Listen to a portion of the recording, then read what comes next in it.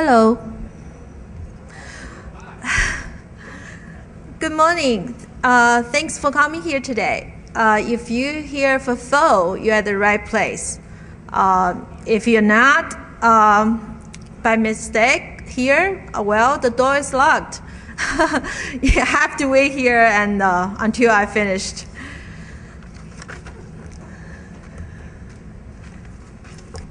Allow me to introduce myself. My name is Shou Ho. I work for Broadcasting Board of Governors, the federal agency that oversees Voice of America, Radio Free Europe, Radio Liberty, Radio Free Asia, Radio and TV Marti, and so on. Together, those broadcasters bring news to people around the world in 60 languages and reach 175 million people every week. I do some internet anti-censorship R&D and other IT-related stuff, and I also create phone. Let's talk about censorship. We live in the United States, and we can browse the internet freely. Well, almost, except when you're using your company or public libraries, networks, or if you work for the DoD. However, for internet users live in certain countries, things are not so bright.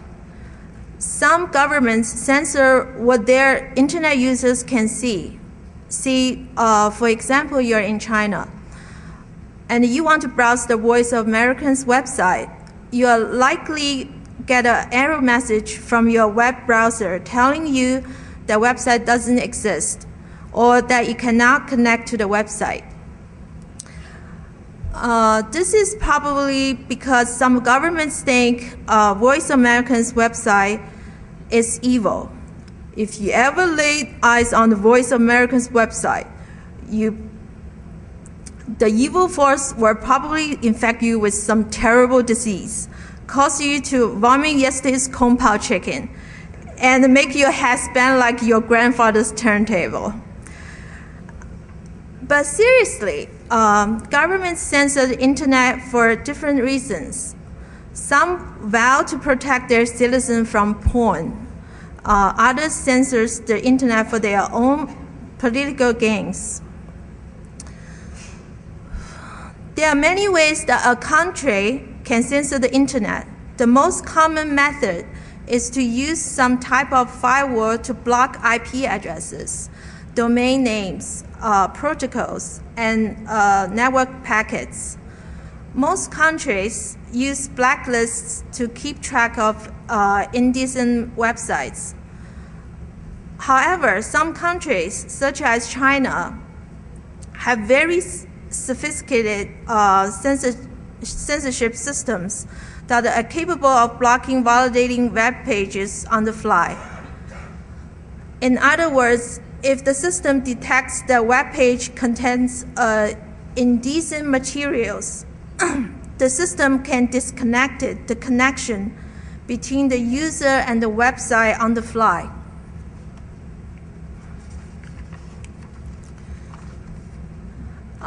So here's the big problem. Some internet users in censored countries want to read Voice of America's news. However, the website is inaccessible, and so are the RSS feed, the Facebook page, and the Twitter updates. The number of ways that a user can circumvent the censorship. First, you can try to find a web-based proxy, such as the ones maintained by Siphon.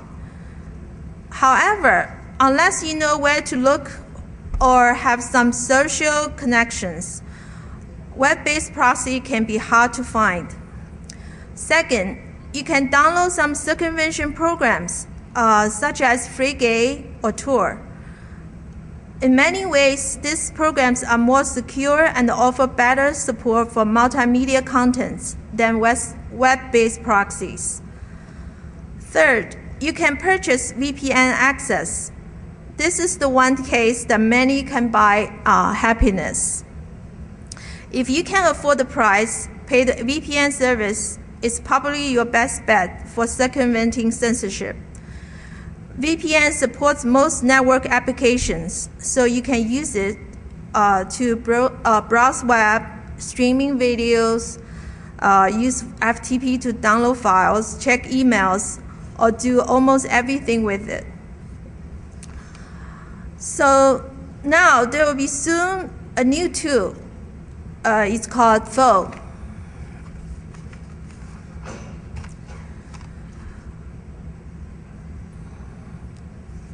FO stands for Fee over Email.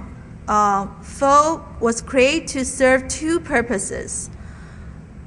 First, allows users to receive email contents such as RSS feeds, documents, or small programs. Second, provides an additional channel for other circumvention tools to reach their audience.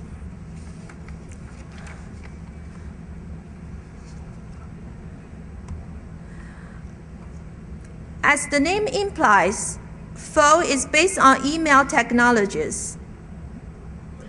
But exactly what is FO and how it works? I found the simplest explanation is by telling people that FO sends contents, such as RSS feeds, through emails, much like attaching a file in an email. Most people will get the idea, but we're asked the question, why do we need FO then? That's a tough question. But I finally came up with a good reason. FO fetches the content for you, whether it is an RSS feed or downloadable program or a document.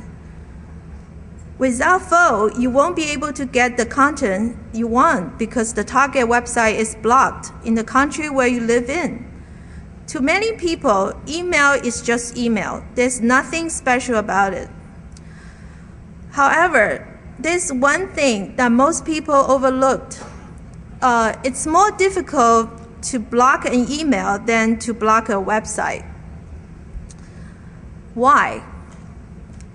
A website usually has a dedicated IP address or a dedicated domain name, or both.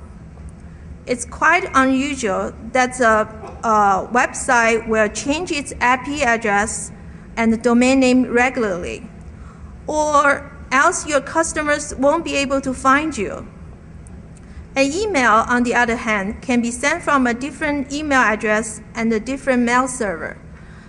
The only thing that a sender needs to reach you is your email address.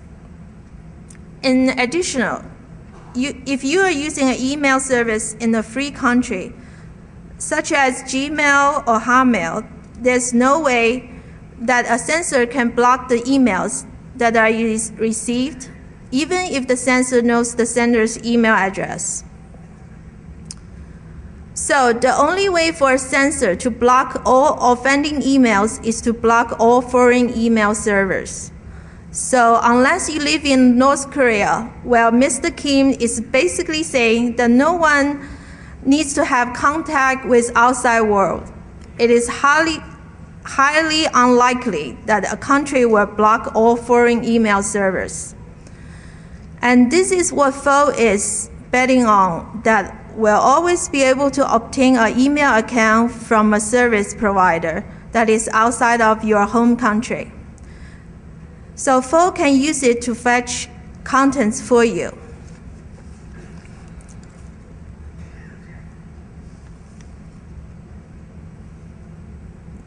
Now let's look at the more complicated version of how FO works. When a user requests a content, say for example, RSS feed, the FO server will fetch the content from the RSS server, pack the content into an email, and then send the email to the user through the FO mail server. Once the email arrives the user's mail server, the FO client will initiate an encrypted connection to the mail server and download the email security. The faux client will then extract the content from the email and pass it to the user. Please note, there are two critical components in the diagram. Number one, the connection between the faux client and the user's mail server must be encrypted. The purpose of the encryption is to circumvent content filtering imposed by the government. Number two, the user's mail server is outside the censored region.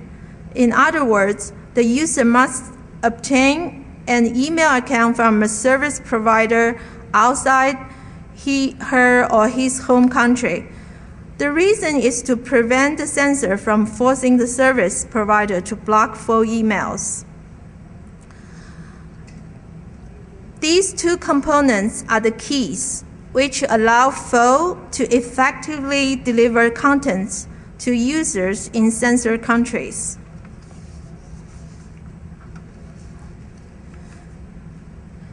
Now let's look at some key features that faux offers.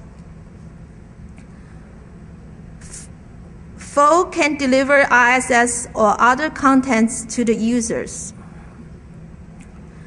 Faux is capable of circumventing internet censorship.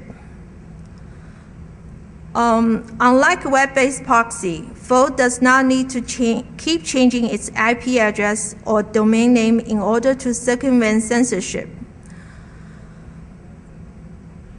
Faux is capable of pushing contents to the user when necessary. This is useful if faux ever needs to patch a critical security flaw or need to make an emergency announcement. So faux is very difficult to block. In order to effectively block the faux service, the censor needs to block all foreign mail servers.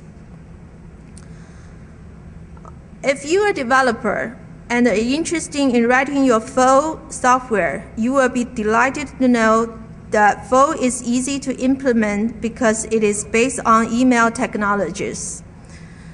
You can find a lot of software libraries on the internet that will allow you to create your own version of faux easily. We will also make faux source code available to the public so you can use it in your software as well. Because of faux relies on email technologies, it has relatively low infrastructure costs if you decided you need to host your faux server.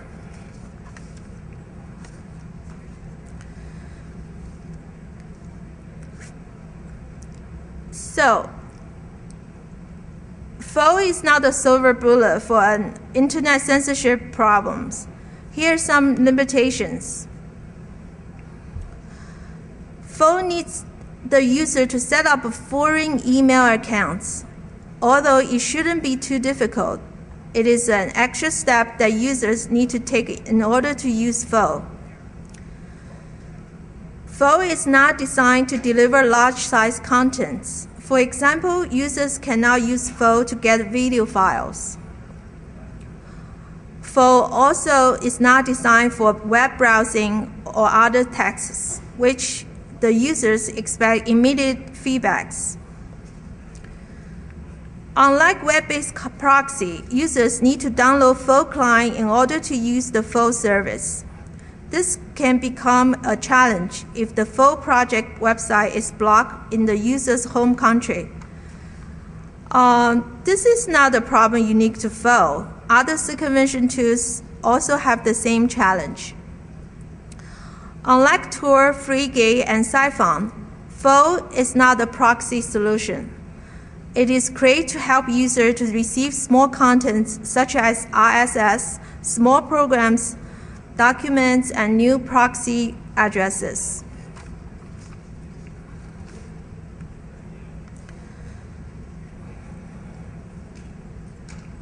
Since faux is based on email, it can easily be ported to other platforms. In its initial release, faux will support Microsoft Windows only.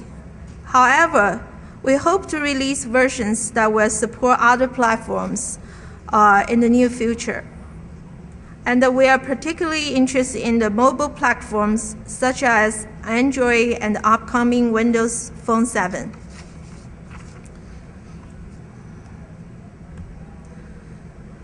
We are planning to release the public beta in September, so please follow us closely on our project website. We will release the full client, its source code, and the documentation at the same time. We hope that you can help us to test the full system after it is released. Have helpful. While we have some ambitious goals, we have very limited resource and manpower. So it will be great if you can help. So if you have the programming skill and have some free time, you might want to give it a shot and create your own full client. Another way that you can help us is to tell others about Foe. The more people know about Foe, the more supports we may get. So please spread the word. Also, if you have suggestions on how we can improve Foe, please don't hesitate to let us know.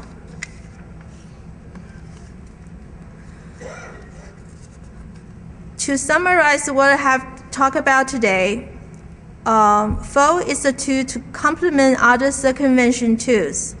It can help other circumvention tool developers to keep in touch with their users. Foe is designed to deliver small contents to users. Foe is very difficult to block. And also Foe is not a proxy solution, and it can help users to obtain other proxy programs.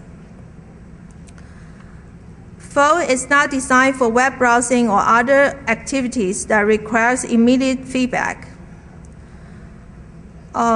If you are interested in testing or developing Foe, please check our website regularly. I will try to keep it up to date as much as possible. Here's the address: code.google.com/p/Foe-project. Okay, again, thank you very much for attending today's section. And I would like to also thank DEFCON giving me the opportunity to speak in front of everyone here today. Thank you.